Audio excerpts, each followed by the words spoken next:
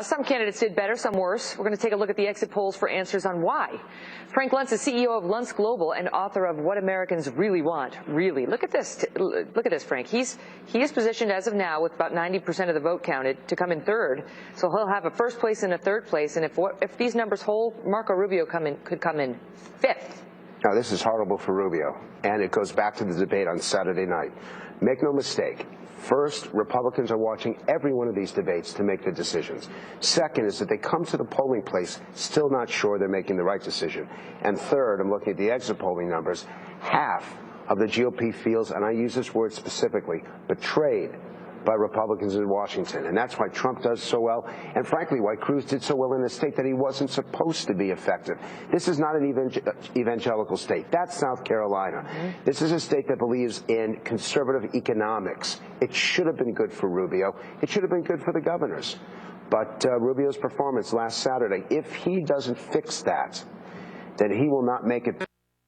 Is he on the right path with his "I take responsibility, that was my fault, I won't let it happen again"? Two things tonight surprised me. One is Rubio's candor and his humility, which you don't often see in a campaign. It took him a while. And second is John Kasich, who showed his heart as he did in the very first debate.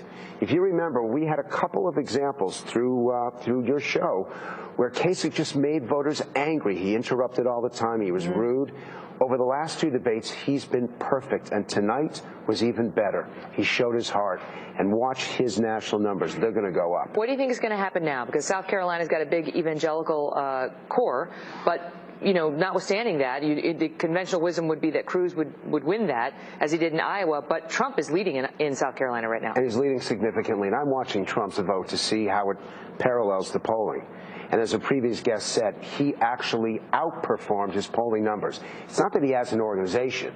It's that he has people who are so passionate, so devoted to voting, and they're voting against the establishment, which gives them a reason to come out in the snow, in the rain, in the whatever. So Trump enters South Carolina clearly in the lead, but he's still got to perform well in the upcoming debate. And Cruz has got every opportunity because the makeup of the electorate is perfect for a Ted Cruz candidacy. How does the language that we saw from Trump, especially in recent days, play in South Carolina? Here is the latest clip, which got Trump in some trouble among the pundits, among the New Hampshire voters. Not so much. Watch. He said, well, he's concerned about the answer because some people, she just said a terrible thing. You know what she said? Shout it out because I don't want to.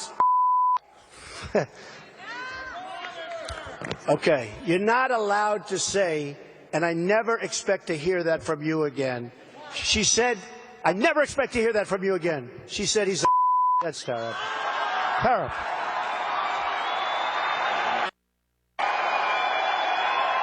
It's insane that he said it. Now, it's okay in New Hampshire because this is not a socially conservative state.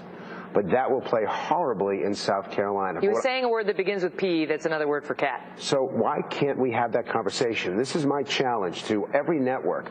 If a presidential candidate can articulate that word, and millions of Americans see it. Because I don't talk like that. But whether you talk about like that, why bleep out the truth? Because some of us are not comfortable saying that kind of thing. You don't have to say it, but you bleep it out. Some of us may be uncomfortable hearing it. It's what a presidential candidate says.